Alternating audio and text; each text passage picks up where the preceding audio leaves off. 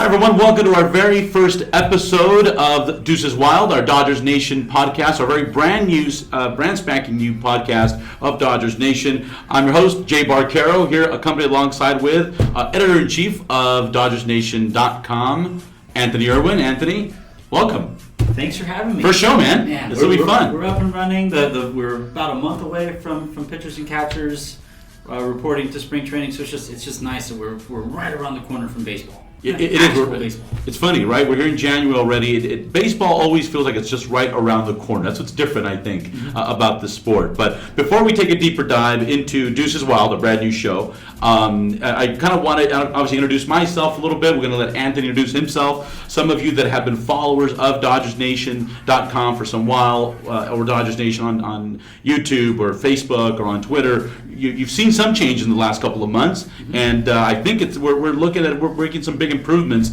and this is one of the big ones, and that's our very first podcast and video cast where you'll be watching this of our show. Deuces Wild. And really what it'll be is your show. It's going to be all talk of all Dodgers all the time. That's what we're going to be focusing on. And we want to build the show really around the fans as well. So we're going to take our first dive today into this thing, talk about off-season moves, obviously, rumors, things that you're saying on Facebook and Twitter, so your comments matter, always matter, and if they're good and they're interesting and somewhat appropriate, we'll do our best, to talk about what you have to say and some messages you may have for us. So as always, please do follow us there. Because I think it's going to be an exciting off-season, but very soon here we're going to be into the preseason, and it's going to be just as exciting. For those of you that don't know me, I'm brand new here to Dodgers Nation, so I thank the team here, the crew here, for recommending me and having me here as a host of Deuces Wild. I've done some work in the past with some of the folks here. Some of you familiar with LakersNation.com. I've been there, done that for a little while. That was a good run. Done some stuff for Univision for their website, covered sports there. And in full disclosure, and I do this because at some point someone brings this up, and I warned them I can't take a deep dive into Lakers talk. As much as I am a big Lakers fan, I do work for the Lakers. I actually work for the Los Angeles Defenders as their public address announcer for all of their home games in my second season with them. So it's been a ton of fun. So no Laker questions. And unless the Dodgers hire me on, then you'll see me here talking all the smack I want about the Dodgers. But long time Angelino, born and raised, Dodgers, Kings, Lakers, and you know what? The perfect timing about the show, I can officially announce I am following the LA Rams, and I am now a Rams fan as of today. So there you go. I don't know how that sits well with you, Anthony, or the group here, but that's where I'm going. So you Charger and Raider fans might kill me later. We'll see. But anyhow, that's just a little bit about me. I wanted to hand this over and have a nice conversation here with my buddy Anthony today. We're going to talk Dodgers here a sec, and obviously a lot to talk about, more than what we can cover in the next 25 minutes or so. But Anthony, tell me a little bit about, and everyone about DodgersNation.com, some of the changes they've seen, what's to come, and kind of what the future is for the website and everything that goes along with it. Mm-hmm. Well, first and foremost, I want to thank everybody who was associated with the site before me. Everybody, they did a phenomenal job building it to where it is. It's an incredible, Dodgers Nation, Lakers Nation, everybody who's been involved with those projects have kind of changed how teams are covered. Yeah. And I think for the better. I don't think there's any question it's for the better. And, the only thing is, with me coming on, without change, progress is impossible. So I'm here to, take that next step forward. Yeah. And in doing so, I'd like to get back to the fans having a legitimate voice. Everybody, all the blogs, says something along the lines of, for the fans, by the fans, or we are your voice, and blah, blah, blah, blah, blah. I'm more interested in the fans actually saying stuff. And that's something that I don't know if fans have realized on Facebook and on Twitter. We've run polls, and we pull comments off of those polls, and we like to interact with fans, and we throw those onto articles because it's all a fan site. We're all fans, and that's what we're bringing to the table there. And video, bringing you on board here for the podcast, getting an editorial staff that is knowledgeable about the game, and then just continuing to grow from there. That's the idea.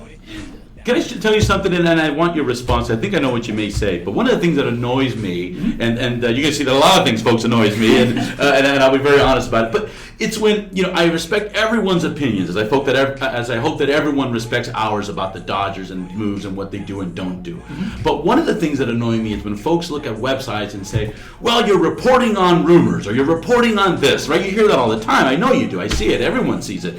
And I'm thinking, well, it's the off season. What are you going to report on? What the weather's like at the Chavez Ravine? I mean, what else are we going to talk about over the next 3 months? We're just going to sit here and look at ourselves? Yeah. Talk a little bit about that so folks can at least give us a little bit of latitude here as to what they're going to hear, what they expect, what they're going to read on Dodgers Nation. Well, first, we get just as frustrated too when it's this rumor and then it falls through, and then this rumor and it falls through. And the Dodgers actually spoke a little about that. Stan Kasten said that they reach out to every free agent out there. Right. And so that's why, when the initial reports come out, we have to, it's our job. We say, the Dodgers have been tied to this free agent. And when they are tied to that free agent, we write about if it makes sense, blah, blah, blah, blah, blah. And you just kind of take it from there. With, when we do get those comments of why are we hearing about this, it's just rumors.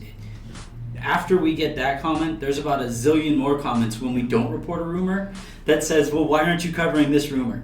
So I'd much rather, designate the site or report all the news, all the rumors, so that we can then decipher. And then at the end of the day, it's just more ammo to have a conversation. And that's what we're here to do. It's just build a conversation with the fans and let the fans take it over from there. Absolutely. So, let's just do that. Let's take a deeper dive into some of this because, the timing of the show is perfect. The funny story here is that Anthony and I, we were thinking of getting the show off the ground. I think this was right around the week, and actually it was literally, I think, the day before the day that Zack Greinke decided to do us not a favor on this show and sign with the Arizona Diamondbacks. And boy, did that throw production off a little bit, and we threw it way off because from there we just figured, the holidays are coming, things are slowing. We'll just start in the new year. But the timing in a way was perfect because so much was fluid and was happening that now here we are in the middle of January and the dust has settled somewhat. So, so now we can say this is what it looks like and this is where we're at. So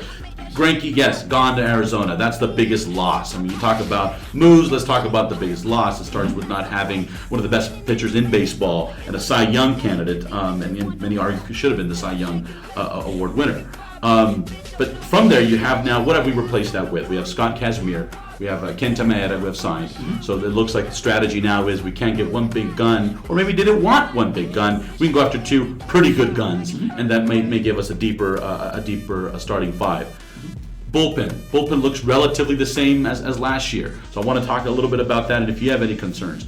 We have a new coach. It's the biggest addition. I mean, I could have started with that too. Dave Roberts, by the way, is now the manager, not Don Mattingly. Yeah. And so here we are now in January with a new manager. New vision is what we think. That's a big deal. But aside from then, we just got news earlier today that Alex Anthopoulos, was signed as vice president. And interesting thing, the seventh guy on the Dodgers organization that has the title general manager in it. And so I know fans have a lot to say about another suit up there. So I want to hear your thoughts about that. Yeah, actually, breaking news, I'm actually a general manager of the Dodgers now. I didn't want to tell anybody. There you go. We all can be GMs. Screw it. Yeah. They're hiring. Yeah. And then you just read recently about Yaisel Sierra, who I thought was just Yasiel Puig trying to rebrand himself as a pitcher, but I read now there's another Cuban with the name Yaisel. But no, very different folks. The I before the S, who doesn't look very good on paper, but a lot of money's being thrown out there. So So when you put all those things together, by the way, and I mentioned this before the show started, my biggest annoyance, I feel we don't have a second baseman. It looks like the Dodgers feel otherwise. They feel that they are comfortable there with what they've got. So I think I've hit on some of the major bullet points. I know there's Jose Fernandez's name that goes away, comes back, goes away. Chapman was out there. And then Chapman. That was an ordeal. My biggest disappointment, I'll just air out there, has been not getting Chapman. I was very excited that day, and then after that, of course, So I think I hit on most of these things. Aside from Greinke, which I think that we can all agree that's the biggest loss and the biggest non-move of the season. Where would you assess this team if you had to give it a grade for the offseason? What grade would you give them, Anthony, so far? Well, it's all relative, right? Heading into the offseason, and it's kind of funny. You have this chasm between how the Dodgers are covered. Nationally, the thinking is they have all the money. They're just going to spend all the money, and they're going to get Greinke, and they're going to get David Price, and they're going to make this Chapman trade, and they might trade for Jose Fernandez. And I think Giancarlo Stanton's name was thrown out there at one point. And it was never going to be that. The front office and the ownership, they kind of stepped forward and said, you know what, that's just not sustainable. Yeah. That just because, let's say I win the Powerball, it wouldn't be very much, it wouldn't be very sensible of me to just go out and buy the middle of the the desert. Just right. Hey, I'm just going to go and buy a bunch of sand. Yeah. It doesn't make any sense. So they wanted to manage those funds, make the team more sustainable financially, and kind of move forward that way. If I had to give them a grade, I'd give them a B. Not an A because you really do work for them, don't you? No, I'm teasing. It's tough because I think there's been a shift in baseball, and you've kind of seen it with the teams that have won the World Series recently. And it used to be you spend all the money, you win the title. Right. You spend all the money, you win the title. The Yankees model, right? Exactly. Yeah, the old Yankees model. Yeah. That's not the case anymore, though. You have the Royals won a title, and I can't imagine. How many times has the wild card team won the title in the last Exactly. decade or so? Yeah. Yeah. So I think for them, it's just how can we make this? How can we compete? Because in baseball, I think football is the only other sport that is more to this extent, but in baseball, it's more random. It's which team has a really hot pitcher, which team gets hot with the bats. They win the postseason, and you go on from there. Football is even more. It's all one-game sample sizes, so you never really know if the best team actually wins. Basketball is the other, end of that spectrum where the best team always wins. Sure. With baseball, what Dodgers are thinking is, all right, let's make a competitive team, get to the postseason, and see who gets hot. Yeah. And just get there, and hopefully we're the team that gets hot, because it's somewhat random. And that formula of the Yankees just buying everybody, sure, it worked back then, but now everybody is moved towards Moneyball, and that's just not working as well anymore. Sure. So when you look at the Dodgers, you make a good point. I mean, you look at the New York Mets; they were definitely not the team that people expected to come out of the National League right. to make the World Series. Kansas City Royals this year, yes, but not the Mets. So that was a surprise, and that was pretty random. So is the team built right now, though? You look at Arizona. Arizona looks pretty good. I'd put Arizona definitely right there to be the most competitive team in the division against the Dodgers. Now, I was a little bit scared of some of the moves that they've made. They were a very good hitting team last year. I think they were a better run-producing team than the Dodgers last year. Pitching definitely was not there.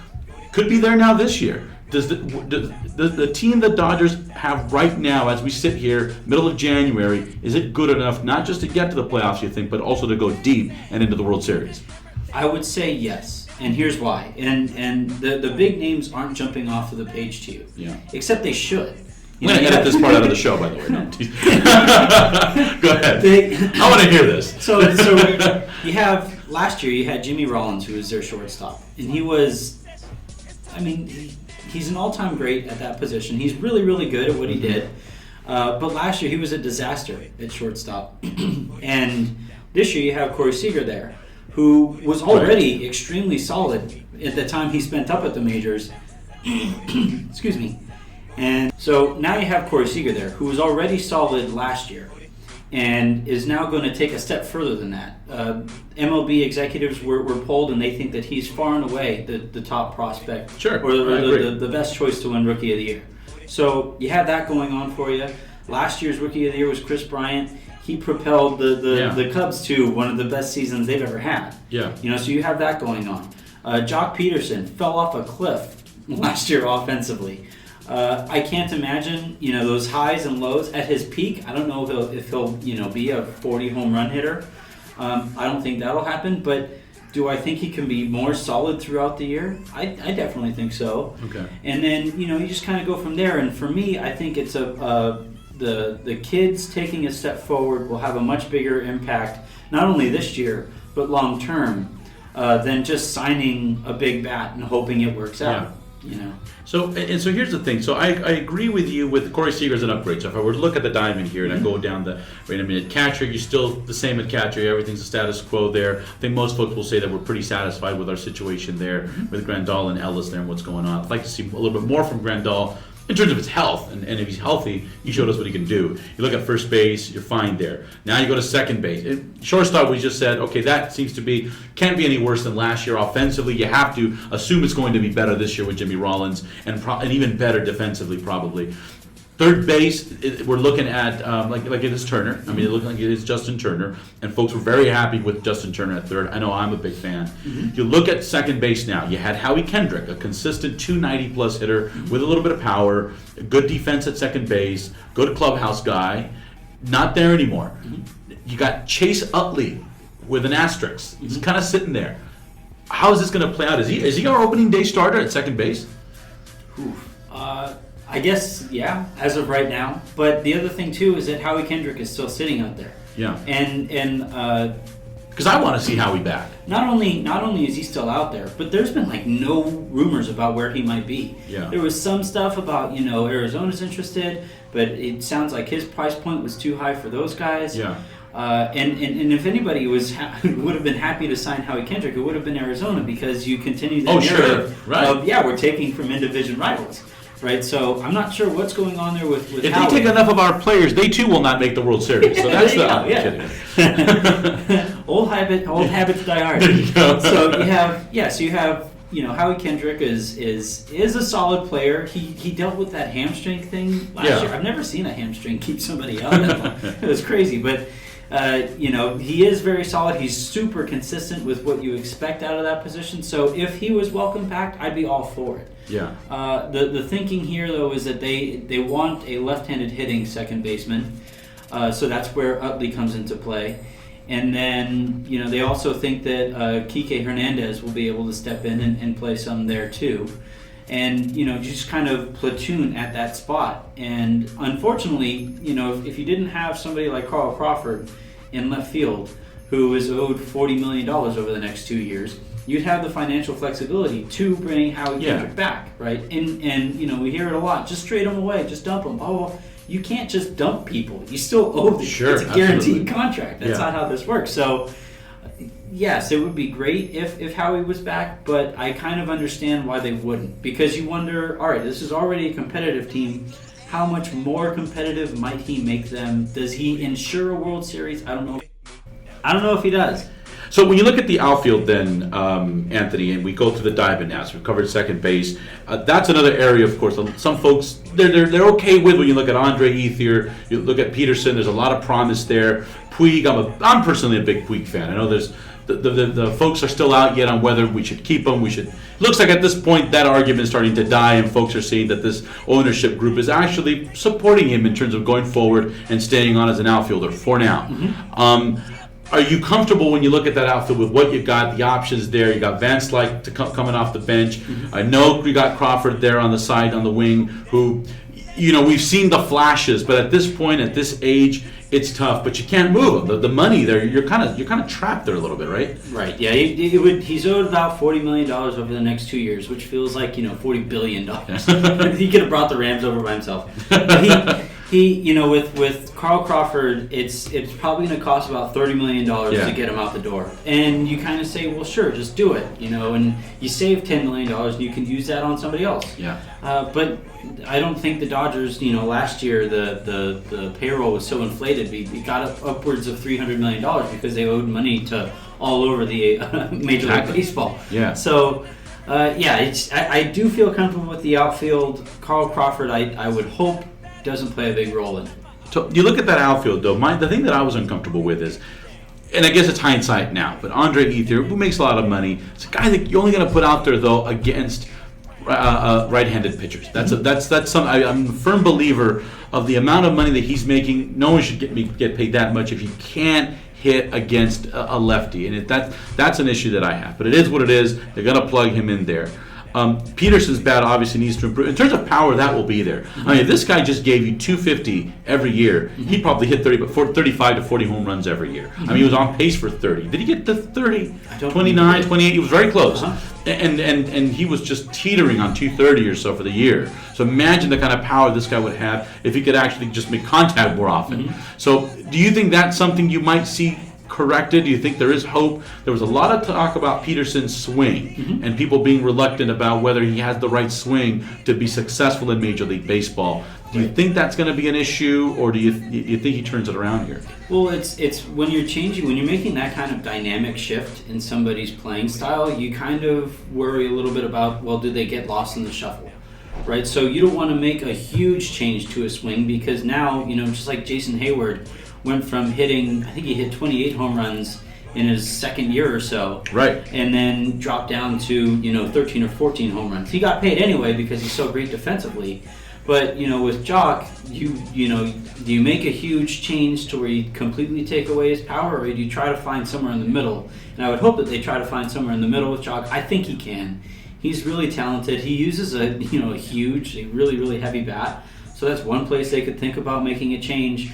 Maybe shortening his arms just a little bit so that he can make some, adjustments mid-swing. And then he's young. That's the other thing. He's a very young guy. As he starts studying the actual game and how pitchers are throwing to him and makes those, game-by-game, pitcher-by-pitcher adjustments, that's when you're going to start seeing some noticeable improvement too.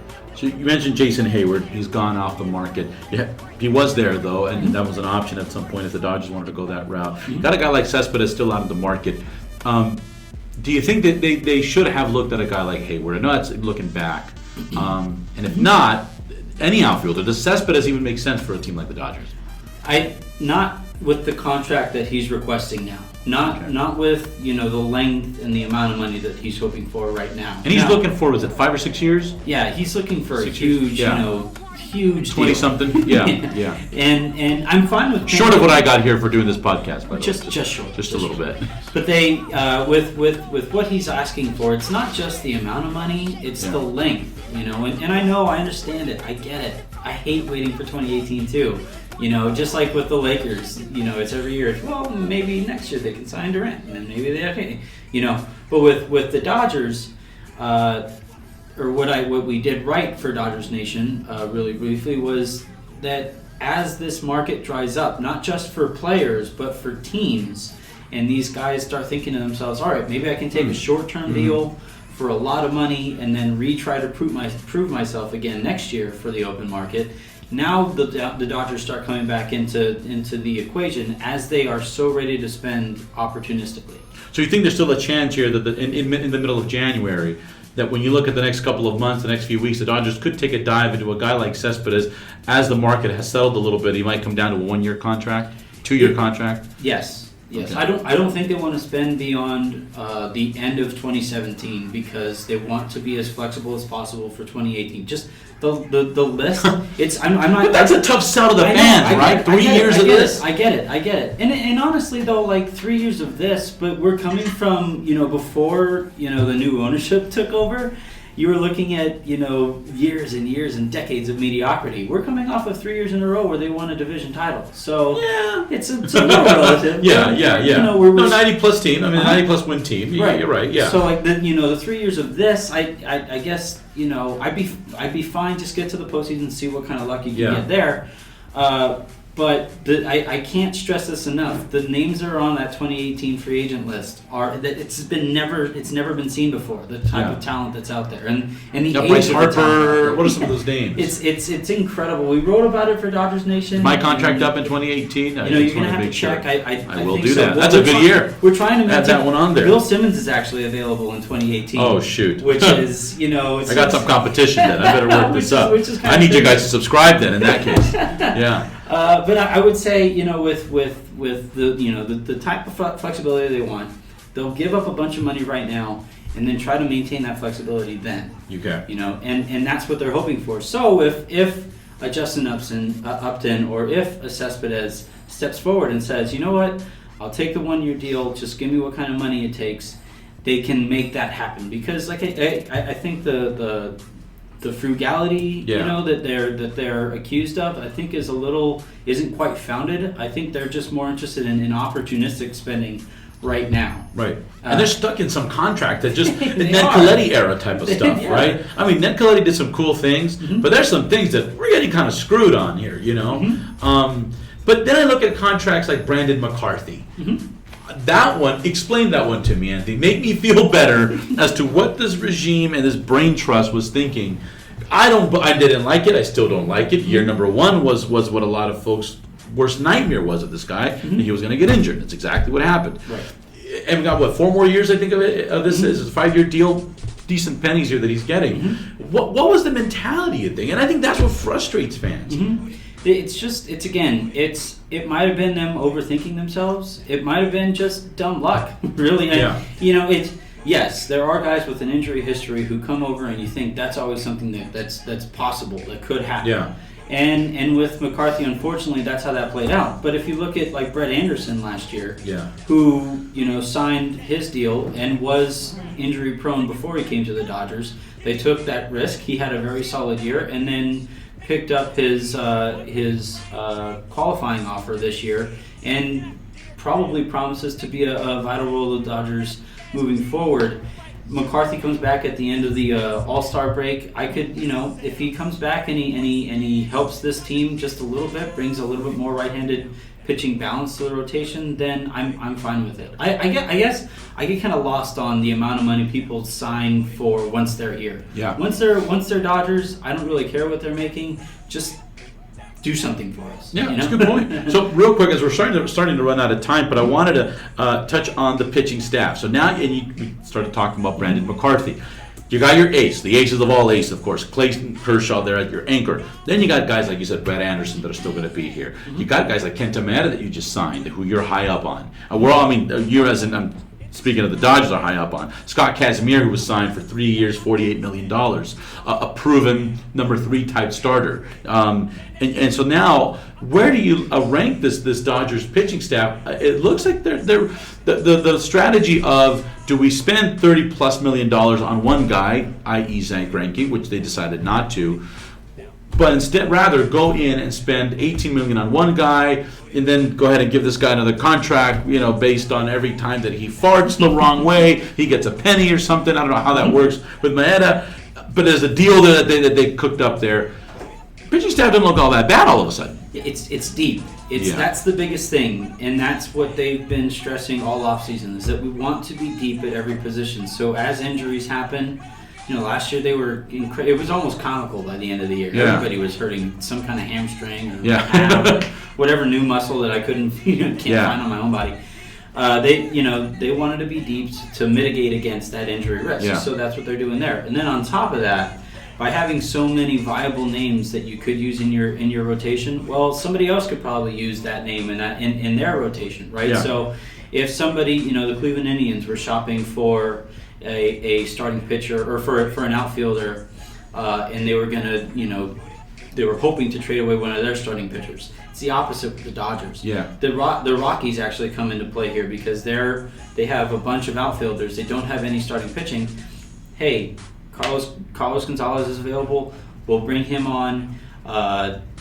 Give us, one of your back end starting pitchers, or a mid rotation kind of starting pitcher, a couple prospects. Yeah. Now, the trade works for both teams, and that kind of flexibility that comes with that depth is important.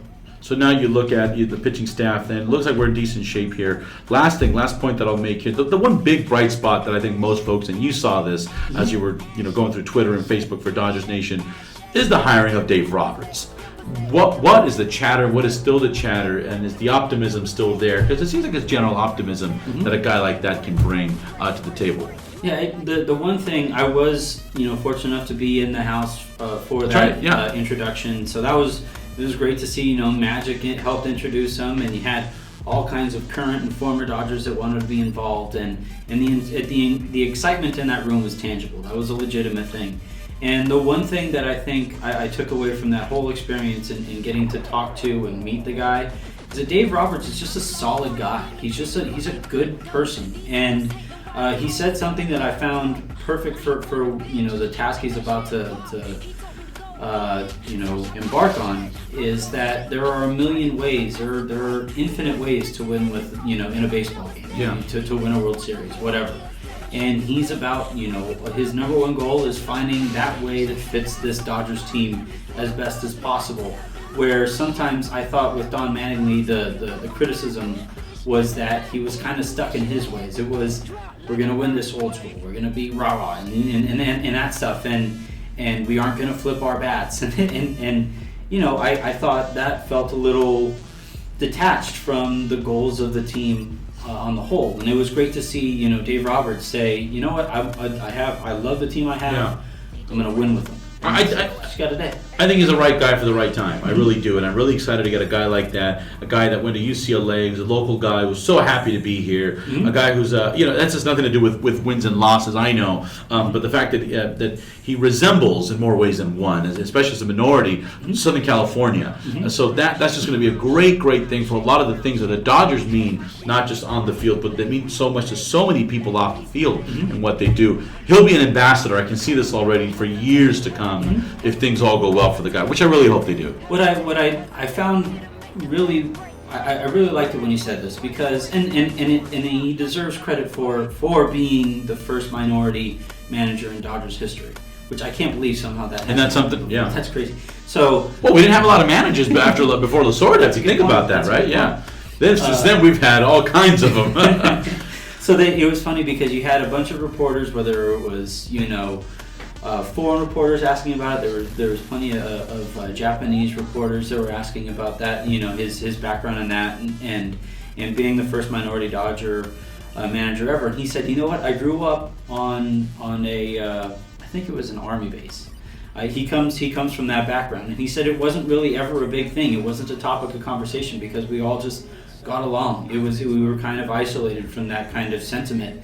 And I think that's perfect heading into this Dodgers team that has people from all walks of life, that he'll be able to relate to everybody. If somebody has this kind of playing style, he'll just make the best of that playing style. If somebody plays, the quote-unquote right way, then he'll use that and he'll try to, find common ground for those two players to find some kind of common footing so that everybody can work towards that goal of eventually, hopefully, winning a World Series. Well, it's a good way to wrap up this first episode, Anthony. Couple of things, though, before you guys all don't go yet. Definitely follow us on Twitter. @DodgersNation is the handle. Follow us on Instagram.